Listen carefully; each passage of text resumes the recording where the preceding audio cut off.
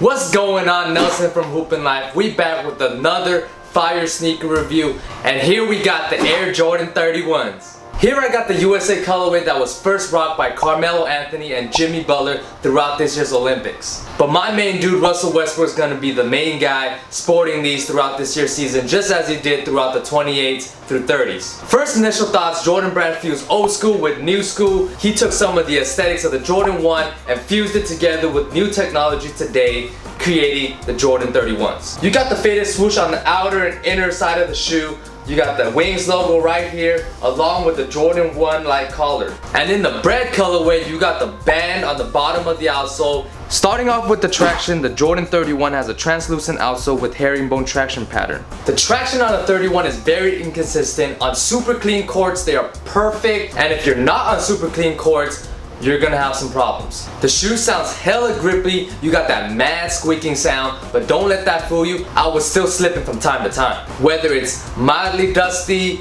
moderately dusty, hella dusty, any type of dust, y'all gonna be in trouble. And when I'm in trouble, I meant y'all gonna be slipping from time to time, depending on how dusty the court is. And this one time, I was going on a break, I was going 100 miles per hour, and next thing you know, I decided to do a quick ass crossover. And what do you know? I did the mother effing splits and fell on my ass. Real talk for real though, that really did happen. Trey from Kick Genius wasn't playing, man. My dude warned all of us and he was right. Shout out to him and Jay Jones for their hella dope Jordan 31 review too. In terms of materials, the Jordan 31 has a flexible fly weave in the forefoot and synthetic leather in the heel.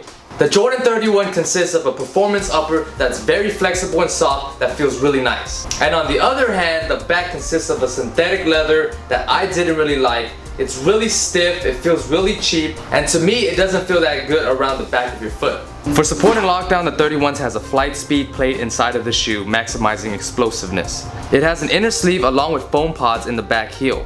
The support and lockdown might be the biggest disappointment of the shoe for me. The foam pods inside were a killer to me. It was supposed to enhance comfort and fit, but instead it did the complete opposite. Also, along with the zoom cushioning kind of bulging out, along with the gap right here, it makes you feel kind of wobbly when you're on court. Which in turns ties into when you're making sharp cuts or when you're making a quick move, you don't have that right balance due to the wobbliness.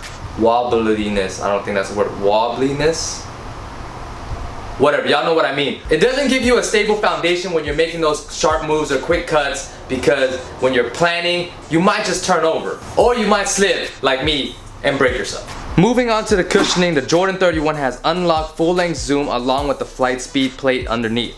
Full-length zoom is awesome as always. The cushioning ain't the best, but it's still pretty good. Plus the responsiveness and core feel of the 31s feel really good. The cushioning ain't as comfortable as the KD9 or Crazy Light Boost, but the responsiveness and core feel is a lot better than those. As for comfort and size fit, the Jordan 31s fit true to size, although they do fit kind of wide up top right here. So for all y'all narrow feet people, y'all gonna have to choke them shoestrings. Speaking of choking the shoestrings, do not tie the laces up here that tight, because if you tie it that tight, it's gonna really tighten up this back area, which is gonna compress the back of your foot, which gave me hella pain in my Achilles area. It may not do that to you, but that was an issue for me. I didn't like the stiff feeling of the leather towards the back, but I did really like the feeling of the woven upper up top. The overall comfort of the shoe is solid. It ain't super good, but it ain't terrible.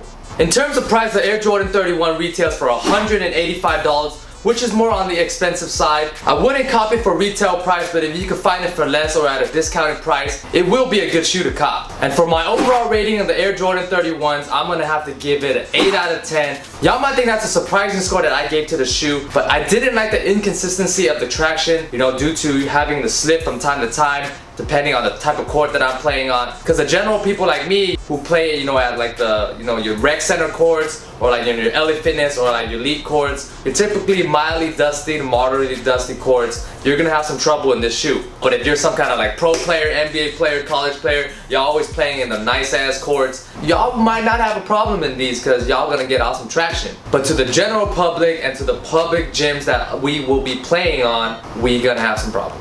And what gave me even more issues was that the back part of the Achilles crap thing really hurted my Achilles. That was terrible. But yeah, that gave me hella pain, and I hated that. I had to loosen up the laces, but by doing that, it affected the support and lockdown that made the shoe a little more loose, or you know, it didn't lock down as well as I want it to be. But if I tie it up hella tight, then it hurts my foot.